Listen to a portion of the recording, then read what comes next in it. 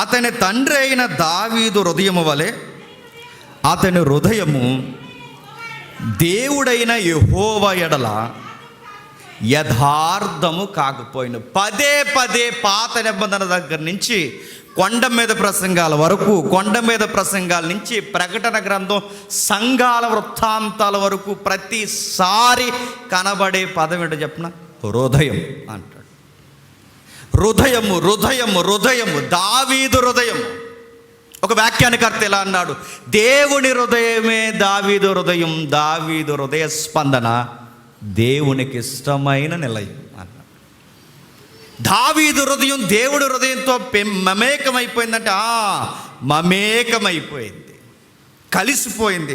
హృదయం బైబిల్ వ్యాఖ్యానకర్తలు ఏమన్నారంటే, ఇదిగో హృదయం అనేది చాలా ప్రాముఖ్యమైనది. ఒక వ్యక్తిని దేవునికి అనుసంధానం చేసే సన్నటి తీగ ఏదన్నా ఉంది అంటే హృదయం.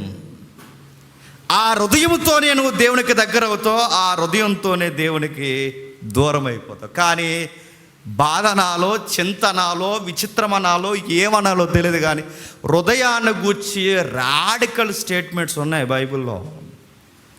ఆది కాండం నుంచి బైబిల్ హృదయాన్ని గూర్చి ఏమంది, నరుల హృదయము బాల్యము నుండి చెడ్డది.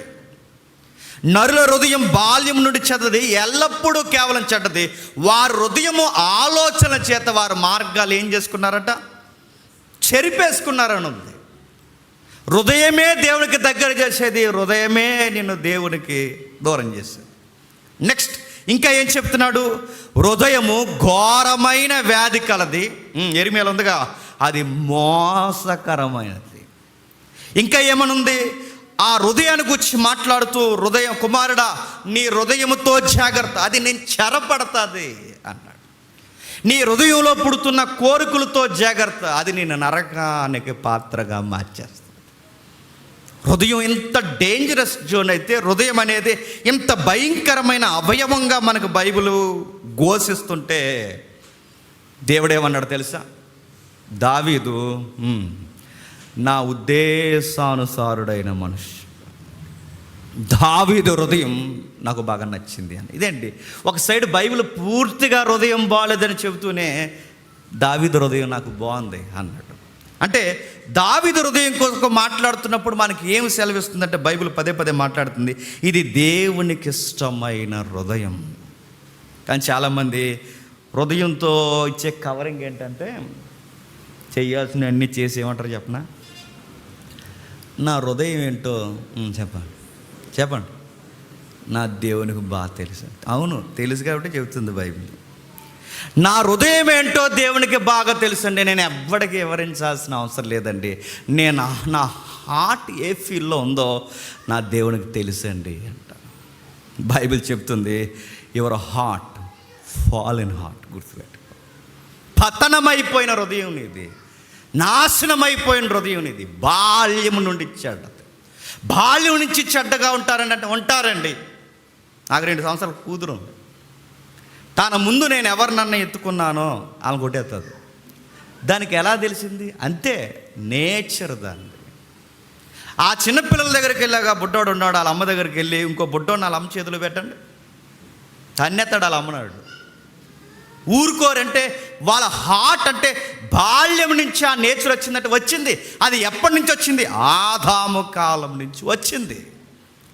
ఆదాము నుంచి ఆస్తులు తెచ్చుకున్నాము లేదో నాకు తెలియదు, కానీ ఆదాము నుంచి పతనమైన స్వభావాన్ని అయితే తెచ్చుకున్నామని బైబిల్ చెబుతుంది. ఇలాంటి పతనమైపోయిన హృదయంలో నుంచి, ఇలాంటి ఘోరమైన హృదయంలో నుంచి, మార్గాలు చెరిపేసే హృదయంలో నుంచి ఒక మంచి హృదయం లబ్ అని కొట్టుకుంటుందంట దేవుని కొరకు. ఎవరిది ఆ గుండె? దావీదుది. ఇలా ఉందండి బైబిల్లో. ఆయన హార్ట్ చాలా సెన్సిటివ్గా ఉంటుందంట. ఆయనది సున్నితముగా ఆయన హృదయం పనిచేస్తుంది. ఎంత సున్నితమైనదంటే ఎవరికన్నా ఏదైనా చేస్తే ఫీల్ అయిపోతుంటాడట. సెన్సిటివ్ హార్ట్ అన్నాను కదని మీరు ఏ వివరణకి వెళ్ళకండి. దేనికి సెన్సిటివ్ హార్ట్ అంటే ప్రతిదానికి కోపం ఇస్తారు చూసారా, అది కాదు. సెన్సిటివ్ అంటే సున్నితమైన హృదయం అనగానే ప్రతిదానికి కోపం ఇస్తారు. కేక్ ఎట్టకపోతే కోపం ఇస్తారు. దాన్ని సెన్సిటివ్ అంటారు, సైకో అంటారు దాన్ని. పలకరించకపోతే కోపం ఇస్తారు. అరే మనం ఏదో బిజీలో ఉండే వాళ్ళని పట్టించుకోకపోతే కోపం ఇస్తారు. మీరు చూడండి, దాన్ని సెన్సిటివ్ హార్ట్ అంటారు, దాన్ని సైకో హార్ట్, సెల్ఫ్ హార్ట్ అంటారు దాన్ని. సెన్సిటివ్ హార్ట్ అంటే ఏంటంటే దావీదుని చూడు, చాలా సున్నితమైన, చాలా గ్రాఫ్ ఉంది ఆయన గురించికి. ఒక్క సందర్భాన్ని ఇద్దాం, ఒకసారి చూద్దాం. ఎందుకంటే దావీదు గురించి మనం ఎందుకు నేర్చుకోవాలంటే ప్రతి వ్యక్తిని దావీదుతోనే కొలిసాడు దేవుడు. ఇప్పుడు దావీదు ఎలా అంటాడో మనకు తెలిస్తే మనం కూడా ఎవరికి నచ్చుతామని చెప్పండి. ఇదే సీక్రెట్గా మనకి. ఆ సీక్రెట్ మనం పసిగడితే మనం కూడా దేవునికి నచ్చుతాం, లైఫ్లో సక్సెస్ అవుతాం.